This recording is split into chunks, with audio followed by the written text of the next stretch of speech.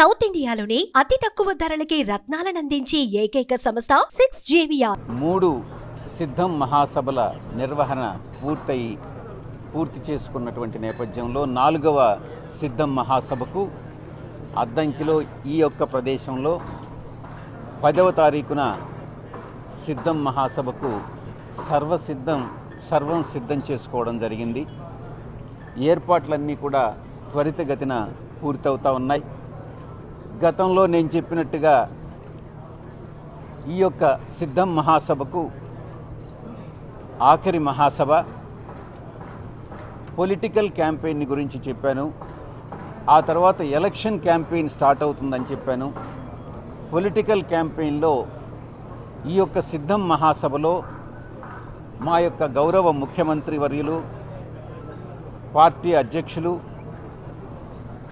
గత 5 సంవత్సరాల కాలంలో మా పార్టీ ప్రభుత్వం చేసినటువంటి అభివృద్ధి పనులు కానీ, ఇచ్చినటువంటి సంక్షేమ పథకాలు కానీ, చేసినటువంటి సమన్యాయం కానీ, సోషల్ జస్టిస్, ఈక్వాలిటీ, వీటన్నిటినీ కూడా ఎక్స్ప్లెయిన్ చేయడం వివరించడం జరుగుతుంది. రాబోయేటటువంటి 5 సంవత్సరాల కాలం 24 నుంచి 29 వరకు పార్టీ పందాను, పార్టీ యొక్క విధి విధానాలని మరింత ఎలా ఇంప్రూవ్ చేసుకుని ఎలా మంచి సుపరిపాలన అందిస్తామన్నటువంటి విషయాన్ని గౌరవ ముఖ్యమంత్రి వర్యులు వివరించడం జరుగుతుంది. సభకు ఏర్పాట్లన్నీ కూడా 10వ తారీఖుకి పూర్తవుతాయి, 9వ తారీఖునే పూర్తవుతాయి. మా అంచనాల ప్రకారం ఈ మొత్తం వచ్చే వారి సంఖ్య, ఈ యొక్క సభకు హాజరయ్యే వారి సంఖ్య 15 లక్షలకి మించుతుంది అన్నటువంటి విషయాన్ని తెలుస్తూ ఉంది. ఎందుకనంటే స్పందన అపురూపమైనటువంటి స్పందన దీనికి వస్తూ ఉంది.